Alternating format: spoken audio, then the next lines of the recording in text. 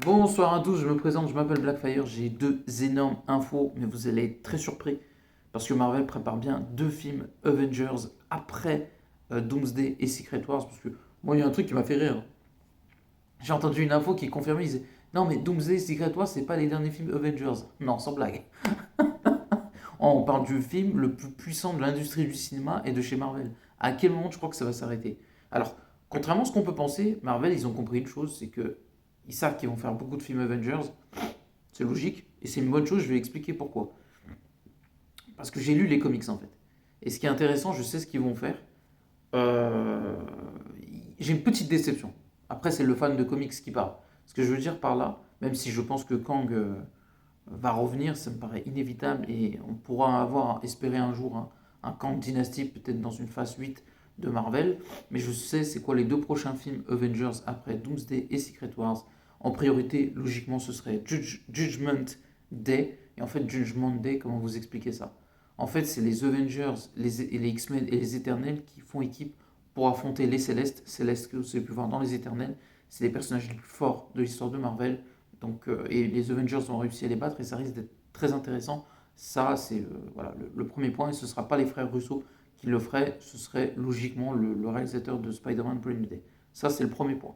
Le deuxième point, normalement, le deuxième film, c'est-à-dire après. Attendez. Doomsday serait Avengers 5, Secret Wars 6. Donc voilà, j'ai parlé d'Avengers 7, on va parler du 8 avec Avengers Annihilation, où le méchant sera Annihilus, comme son nom peut le laisser présager. Et Annihilus, c'est le prochain méchant, un peu à la Thanos de Marvel. C'est un méchant cosmique qui vient de la zone négative. Je suis pas hypé de fou. Je mange pas, je suis pas hypé de fou. Après, ce qui est intéressant, c'est qu'il y a une nouvelle équipe qui est cosmique un peu, qui est ouf, avec Nova, Surfer, Adam Warlock. Il me semble qu'il y a Drax, et il y a des personnages voilà, un peu moins connus, et c'est une équipe de fous. Et ça, par contre, c'est intéressant, qui pourrait faire équipe avec les Avengers, ou tout ça, pour affronter justement Annihilus.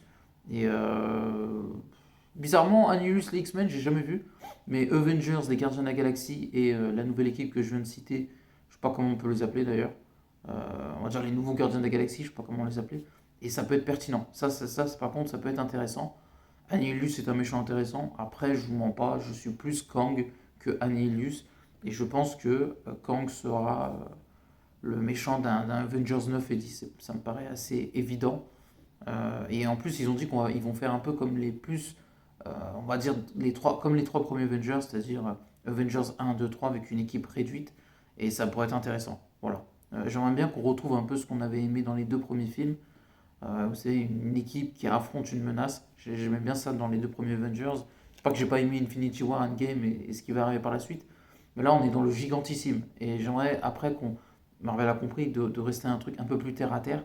Parce que c'est quand même la force de la coach comics Avengers, c'est d'avoir une équipe un peu plus terre à terre avec Iron Man, Captain, Black Panther, Namor,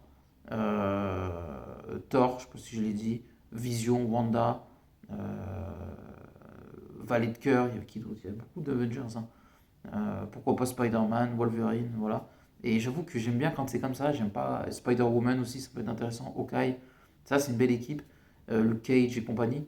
Voilà, déjà vous savez, genre là j'ai bien dire pas mal de personnages, mais comparé à ce qu'on a pu voir dans Infinity War, ce qu'on va voir dans Doomsday, Endgame et compagnie, Secret Wars, c'est que ça va être beaucoup plus réduit que les personnages qu'on a vus dans les deux derniers Avengers et qu'on verra dans les deux prochains.